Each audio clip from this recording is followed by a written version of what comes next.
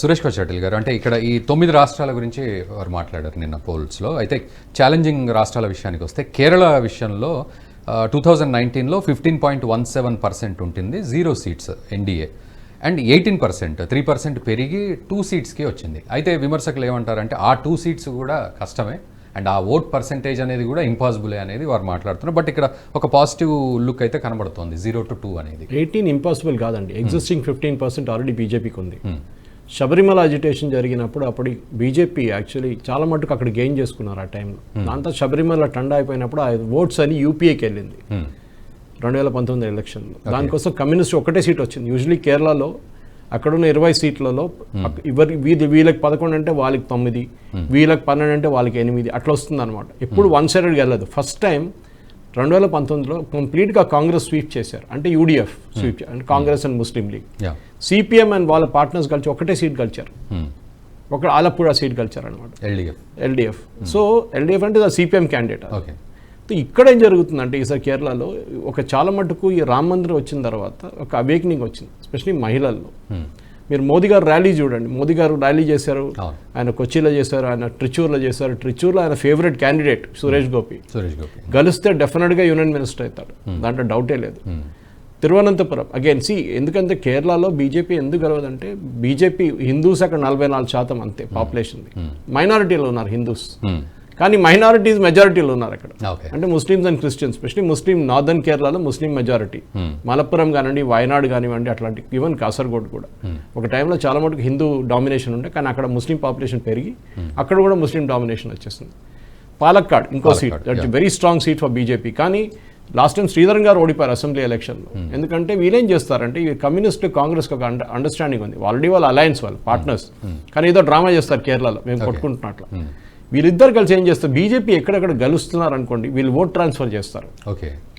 వీళ్ళు ఇక్కడ చెప్తారు కాంగ్రెస్ మిమ్మల్ని ఇక్కడ కల్పిస్తాం, మీరు మాకు అక్కడ ఓటేయని చెప్పి ఇంకో కాన్స్టిట్యున్సీలో చేంజ్ చేసుకుంటారు.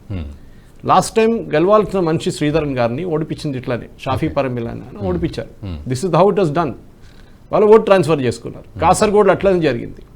కాసర్గోడ్లో ఒక టైంలో 2014 అనుకుంటాను ఈ ఎలక్షన్లో కూడా అక్కడ ఈయన సురేంద్రన్ ఓడిపోయారు 400 ఓట్లతో అసెంబ్లీ ఎలక్షన్, 400 ఓట్లతో ఓడిపోయారు. దాంట్లో ప్రూవ్ చేసింది ఏంటంటే ఆ 400 మందిలో 800 మంది ఇక్కడ ఓటేసిన వాళ్ళు అదే కాన్స్టిట్యున్సీలో మంజేశ్వరం, ఆయనకు వచ్చిన ఓట్స్లో 800 మంది చనిపోయిన మనుషులు, వాళ్ళు కూడా వచ్చి ఓటేశారంట. ఆలోచించాం ఎంత రిగ్గింగ్ నడుస్తుంది, ఎంత రిపీట్ అవుతుందా ఇట్లాంటి సిచ్యువేషన్. రిపీట్ అవుతుంది కేరళలో. దాంట్లో మీ షుడ్ నాట్ బి సర్ప్రైజ్డ్. వీళ్ళు ఇద్దరు కలిసి డెఫినెట్గా బీజేపీని ఆల్రెడీ ఓపెన్గా చెప్పారు, మేము బీజేపీని గెలవనీయం, మా సీటు పోతే పోయింది, కానీ మేము ఇద్దరు కలిసి వీళ్ళని అసలు కానీ అవుట్ అని చెప్తారు, మేము అపోజిషన్, వాళ్ళు పినరాయిని వీళ్ళు తిడతారు, వీళ్ళు సుధాకర్ని తిడతారు, అన్నీ నడుస్తున్న రోజంతా. కానీ లాస్ట్లో వీళ్ళిద్దరు, ఎందుకంటే బార్డర్ క్రాస్ చేయగానే మళ్ళీ అలయన్స్, తమిళనాడులో, కర్ణాటకలో అలయన్స్, మళ్ళీ ఇక్కడ ఎందుకండి డ్రామా ఎంత. So Kerala is one of the toughest states, లేదని చెప్పట్లేదు. So 2 states which BJP can win, one is Trivandrum, అక్కడ హిందూస్ మెజారిటీలో ఉన్నారు. ఒకసారి శ్రీశాంత్ గారు కూడా అక్కడి నుంచి పోటీ చేశారు, మన cricketer Sreesanth, he had contested.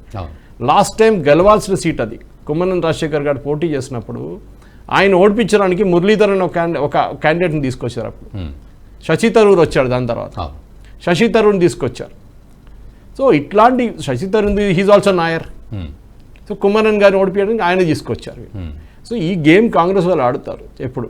CPM retreat చేసుకున్నారు అక్కడ, అదే టైంలో వాళ్ళకి పాలక్కాడ్లో కాంగ్రెస్ వాళ్ళు ఓట్ ట్రాన్స్ఫర్ చేశారు వాళ్ళకి. సో వీళ్ళు నడిమిట్లో అడ్జస్ట్మెంట్ ఉంటుంది. సో బీజేపీ గెలవడానికి బీజేపీ స్ట్రెంగ్త్ కాదు. 15% వస్తే కూడా మీరు గెలవలేరు, మీకు 33% రావాలి మీకు. కానీ 18% అని చెప్పేది ఆల్ ఓవర్ ద స్టేట్.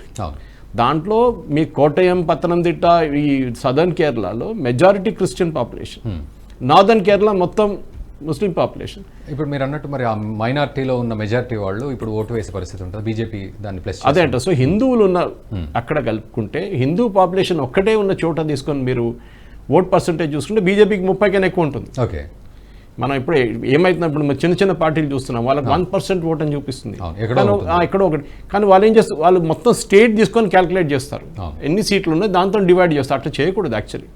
మీరు ఎన్ని సీట్లు పోటీ చేస్తారు ఆ సీట్ బట్టి డివైడ్ చేస్తేనే మీకు ఇంకా మీ యాక్చువల్ పర్సంటేజ్ బయటకు వస్తుంది. That will be a different number all together. So బీజేపీకి ఇప్పుడు బీజేపీ అక్కడ 2 మున్సిపల్ కార్పొరేషన్లో వాళ్ళ హవా నడుస్తుంది, వాళ్ళు నడిపిస్తున్నారు. Palakkad municipal corporation with them, Pandalam, Sabarimala, Ayyappa గారి వాళ్ళ కుటుంబం ఒరిజినల్ ఫ్యామిలీ ఉండే ప్లేసు, అక్కడ కూడా బీజేపీ పరిపాలిస్తుంది అక్కడ municipal corporation. Trivandrum municipal corporation 48 మంది కార్పొరేటర్లు ఉన్నారు బీజేపీది. ఆలోచించండి, ఇక్కడ మన జిహెచ్ఎంసీ లాగానే. సో అట్లాంటి పరిస్థితుల్లో ఎక్కడెక్కడ చిన్న చిన్న కాన్స్టిట్యున్సీలు ఉంటుందో, చిన్న చిన్న ఎలక్షన్స్ ఉంటుందో బీజేపీ గెలుచుకుంటూ వస్తుంది. పంచాయతీలు కానివ్వండి, వార్డు మెంబర్లు కానివ్వండి, అట్లాంటి. కానీ పెద్ద కాన్స్టిట్యున్సీకి వచ్చినప్పుడు మీ మెజారిటీ చాలా ఎక్కువ రావాల్సి వస్తుంది. ఎందుకంటే 4 లక్షలు, 5 లక్షలు, 6 లక్షలు ఓటర్స్ ఉన్నప్పుడు మీ విన్నింగ్ మార్జిన్ పెద్దగా ఉండాలి. అది బీజేపీకి రావట్లేదు. దానికోసం బీజేపీకి 2 సీట్లు వస్తున్నాయని ఇప్పుడు చెప్తాం. అది బహుశా ట్రివాండ్రం అండ్ ట్రిచూర్ ఉండొచ్చు. ఎందుకంటే ట్రిచూర్ మా హోమ్ టౌన్, నేను అక్కడి నుంచే. సో ట్రిచూర్ హోమ్ టౌన్, మా హోమ్ టౌన్ కూడా లాస్ట్ టైం కావాలని చెప్పి సురేష్ గోపిని ఓడిపించడానికి కాంగ్రెస్ వాళ్ళు ఆడిన గేమ్ అది. కాంగ్రెస్ క్యాండిడేట్ పద్మజ వేణుగోపాల్ ఈసారి ఇప్పుడు బీజేపీలో జాయిన్ అయిపోయారు. ఫార్మర్ చీఫ్ మినిస్టర్ కరుణాకరన్ కూతురు. ఆమెనే అన్నది, నన్ను తీసుకొచ్చింది ఇదే పని, నన్ను గెలిపిస్తారని తీసుకొచ్చి నన్ను ఓడిపించారు కావాలని చెప్పి. ఎందుకు సురేష్ గోపిని ఓడిపించడానికి, అది చేసేది పని అండి. ఈ కుట్ర నడుస్తూనే ఉంటుంది వీళ్ళ అరేంజ్మెంట్. వీళ్ళు కమ్యూనిస్ట్ లాస్ట్ స్టాండ్ కేరళ, అక్కడ కూడా పోతే కథ మిస్ అయిపోతుంది. బే ఆఫ్ బెంగాల్లోనూ, అరేబియన్ సీలోనూ, ఇండియన్ ఓషన్ పడేసి వస్తుంది వీళ్ళని అందరిని తీసుకెళ్ళి. ఈ వీడియో మీకు నచ్చినట్టయితే లైక్ చేయండి, 10 మందికి షేర్ చేయండి. అలాగే కామెంట్ల రూపంలో మీ అభిప్రాయాలను మాతో పంచుకోండి. Nationalist hub group of channels ను సబ్స్క్రైబ్ చేసుకుని తెలుగునాట జాతీయవాద జర్నలిజాన్ని ప్రోత్సహించండి. ఈ వీడియో కింద ఉన్న బెల్ ఐకాన్ పై క్లిక్ చేయడం మర్చిపోవద్దు.